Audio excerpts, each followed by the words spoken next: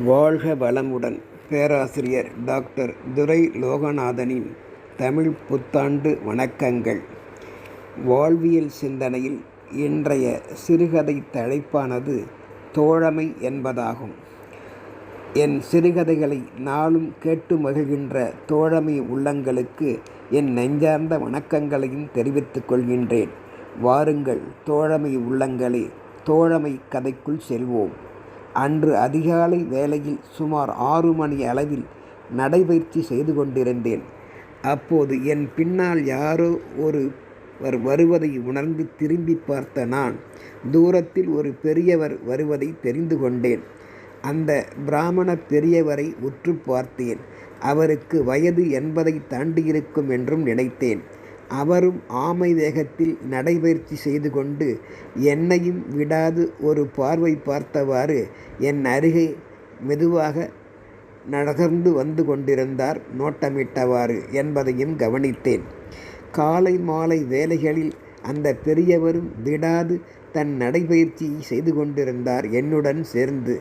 நானும் அவரது நடைக்கும் வயதுக்கும் ஏற்ப ஈடு கொடுத்து மெதுவாக அவருடன் தோழமை கொண்டு அவரது நட்பை விரும்பினேன். காரணம், பெரியவரின் நட்பு என்றைக்கும் நல்லதல்லவா? அதனால்தான். சில வேளை பேச்சு கொடுத்தும் நடக்கத் தொடங்கினேன். அவரது வாயில் முந்திரி பருப்பு ஒன்று ஒட்டி தொங்குவது போல ஒரே ஒரு பல் மட்டும் அசைந்து கொண்டு என்னை நோக்கி புன்னகைப்பதையும் உணர்ந்தேன். அவரது படுத்த அந்த முகம் என்னை அவரிடம் தோழமை உணர்வுக்கு ஆளாக்கியது. அமைதி தவழும் அவரது வசீகர பொக்கைவாய் புன்னகையினால் அவருடைய தோழமை தேவை என்பதையும் உணர்ந்தேன். பண்புடைய அந்த பெரியவரின் தோழமையாம் நட்பு பழக பழக ஆழமாய் என் நெஞ்சத்துள் வேரூன்றிற்று. ஒரு நாள் நடைபயிற்சியின் போது, ஐயா பெரியவரே, தாங்கள் எப்பொழுதும் இவ்வாறு விடாது நடைபயிற்சி செய்வீர்களா என்றேன். அவர் பதிலுக்கு சிரித்தவாறு, அதெல்லாம் ஒன்றுமில்லை.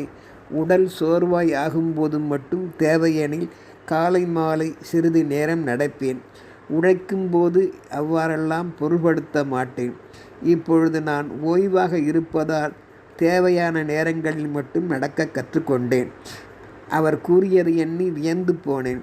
ஐயா, தங்கள் பெயர் என்ன என்றிட, ராமமூர்த்தி ஐயர் என்றார். தங்கள் துணைவியார் என்று கேட்டேன். செல்லம்மா, அவள் இறந்து போய் 20 வருடங்களுக்கு மேல் ஆகிவிட்டன என்றார். தங்களின் வயதினை நான் அறியலாமா என்றேன். சற்று யோசித்தவர் சிரித்தபடி, நான் 1928 பிரபவ வருடம் பிறந்தேன் என்றார். தற்போது 2024 வருடம் நடைபெறுவதால் 96 வயது ஆகிடும் நிலையிலும் நல்ல ஞாபக சக்தியுடன் வீட்டினுள் அடைபட்டு முடங்கி கிடக்காமல் சுறுசுறுப்பாய் இன்றும் அவரால் முடிந்த வரையில் நடக்க முடிகிறதே, ஆரோக்கியத்துடன் திகழ்கின்றாரே என்று எண்ணி வியந்தேன். நான் எப்படியெல்லாம் ஆரோக்கியத்துடன் வாழ்ந்திட போராடி வருகின்றேனோ நாளும் நாளும், அந்த எதிர்பார்ப்புக்கு தக்கவாறு எடுத்துக்காட்டாய் திகழ்ந்திடும் இந்த ராமமூர்த்தி பெரியவரை நட்பு எனது செயலுக்கு துணையாகவும் பாதுகாப்பாகவும் அமைந்திடும் என்று கருதி அவரோடு நெருக்கமாக பழக்க ஆரம்பித்தேன். ஒரு நாள் எனது வயதினையும் கேட்டார். நான் 1953 பிறந்தேன் என்றார். அப்படியா என்றவர், இப்படித்தான் நல்லோர் தோழமை எவர்க்கும் என்றும் வேண்டும்.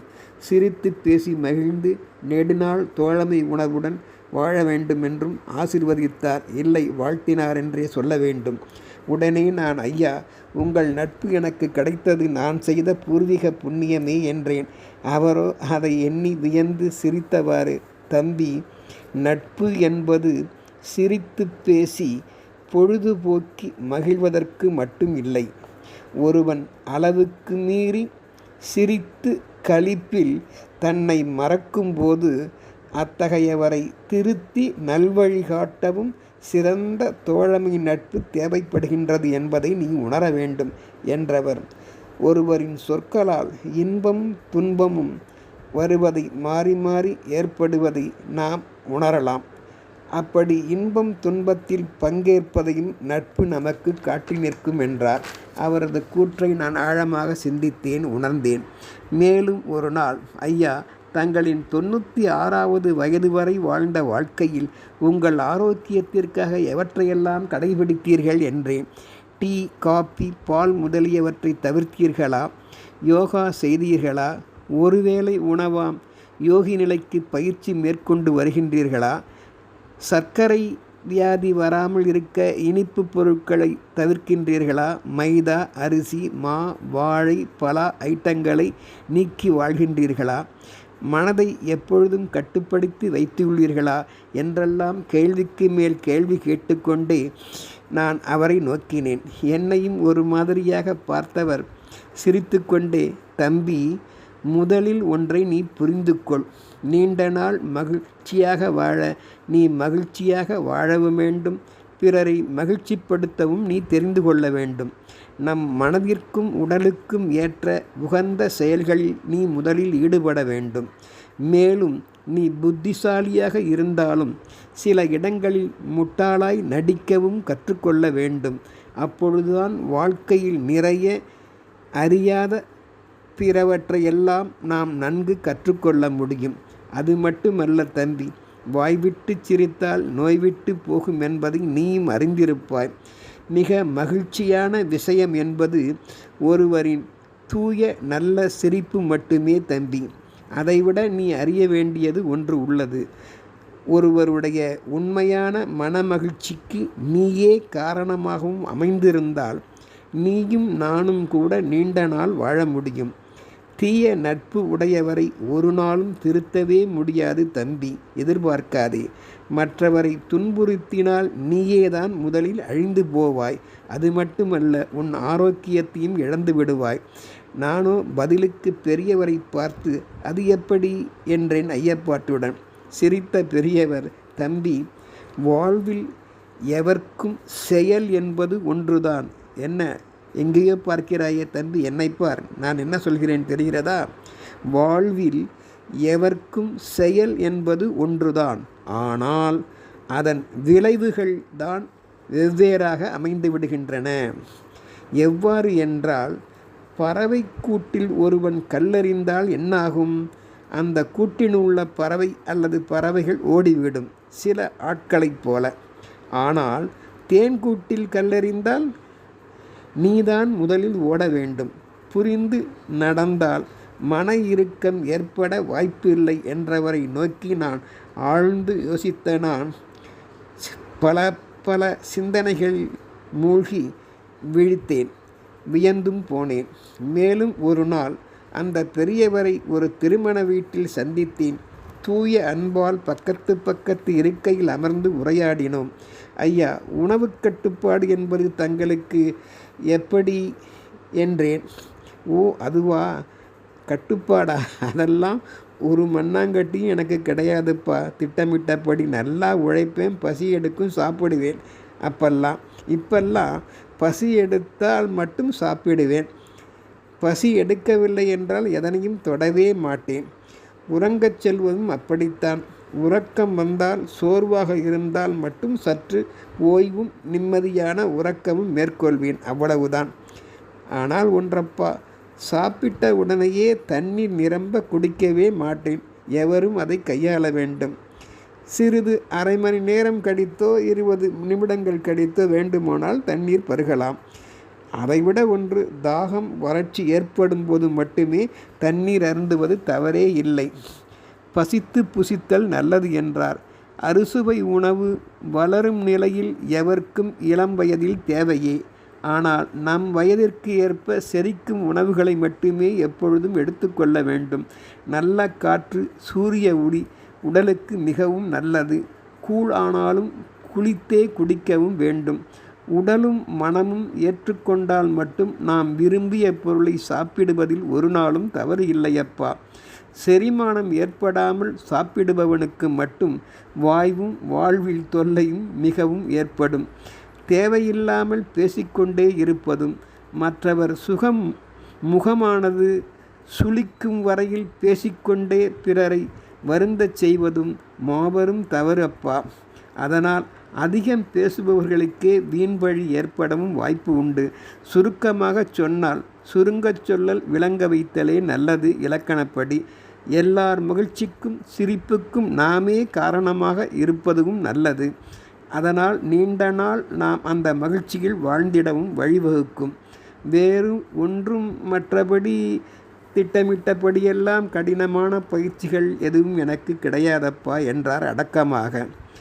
இனி அவ்வாறு கடின பயிற்சி எதுவும் நான் மேற்கொள்ளப் போவதில்லை. இந்த நடை மட்டுமே போதுமென்றார். நடந்த காலுக்கு சீதேவி என்றும் கூறினார். தம்பி, உன்னிடம் நான் கண்டது சோம்பலற்ற உனது சுறுசுறுப்பையே என்றார். சோம்பேறிகளைக் கண்டால் எனக்கு பிடிக்காது என்றும் அந்த பெரியவர் கூறினார். உன்னைப்போல் எவரும் நல்ல ஒழுக்கங்களை மேற்கொண்டு சோம்பல் என்பதை ஒழித்து வாழ்ந்தால் குற்றம் வாராமல் நீயும் நிம்மதியுடன் நின் சுற்றத்துடன் நீண்ட நாள் வாழ முடியும் என்றும் ஆசீர்வதித்து அமைதியானார். சூப்பர் பெரியவரே என்றேன் அவர் மனம் மகிழ. மனநலன்தான் நீண்ட வாழ்க்கைக்கு மிகவும் சிறந்தது என்று தங்கள் வழியே புரிந்து கொண்டேன் ஐயா. துன்பம் வருகையில் கலங்கமில்லாமல் தாங்கள் கூறியபடி சிரித்து வாழ வேண்டும் என்றும் நான் பழகிக்கொள்வேன். துன்பத்தை கடக்கும் வழியானது எவர்க்கும் சிரிப்பும் சுறுசுறுப்புமே என்பது தங்களின் சொற்களால் புரிகிறது. எச்சூழலிலும் பிறரை சிரிக்கவும் சிந்திக்கவும் வைத்து மற்றவர்கள் நம்மை மதித்து வணங்கும்படி செய்து கொண்டால் மன இறுக்கம் என்பது எவர்க்கும் வராது என்பதையும் தங்கள் கூற்றால் புரிந்து கொண்டேன். மன அழிவு இல்லாதவன் துன்பம் என்பது தானே அழிந்துவிடும். துன்பம் என்பது தானே அழிய வழி மன அழிவு இல்லாமல் இருப்பதே. பிறரை நன்கு புரிய வைப்பதற்கும் சிரிக்க வைப்பதற்கும் நாமே காரணமாக இருக்கின்றோம் என்பதை உணர்ந்தாலே தங்களைப் போல் முகமலர்ச்சியுடன் எவரும் நெடிது வாழலாம் என்பதையும் தங்களின் கூற்றால் நான் தெரிந்து கொண்டேன். தோழமை நட்பாய் நான் மேலும் விரும்பி நிற்கின்றேன். நன்றி ஐயா என்றேன். மேலும் ஐயா, தங்களின் உபதேசத்தால் நமக்கு பிடிக்காவிட்டாலும் பிடித்தாலும் சரி, நம் அனைவரிடமும் நாம் அன்பாய் பேசி பழகி அவரவர்களிடம் மறைந்துள்ள நல்ல குணங்களை அறிந்து யாவரையும் தோழமை உணர்வுடன் நேசித்து வாழ்வதே நீண்ட அழியா வாழ்க்கை என்பதையும் நான் புரிந்து கொண்டேன் தங்கள் நல்லாசியால். கடவுள் எனும் சக்தி தங்கள் ரூபத்திலும் காட்சி கொடுக்கும் என்பதையும் நான் புரிந்து கொண்டேன். தங்களை போன்றவர்களை வாழ்த்திட வயது இல்லை என்றாலும் ஓரளவு வயதான நிலையில் நானும் உங்களை வாழ்த்துகின்றேன். நீங்கள் நீண்ட நாள் வாழ்ந்து எங்களைப் போன்றோர்க்கும் இளையோர்க்கும் வழிகாட்ட வேண்டுமென்று கேட்டுக்கொள்கின்றேன். தோழமை உணர்வு எவர்க்கும் தேவையே. உணர்ந்து வாழ்வோம். நன்றி, வணக்கம். இக்கதை சூழல் உங்களுக்கு பிடித்திருந்தால் அனைவருக்கும் பகிர்ந்து மகிழ்ச்சி அடைந்திட வேண்டுகின்றேன். நன்றி, வணக்கம்.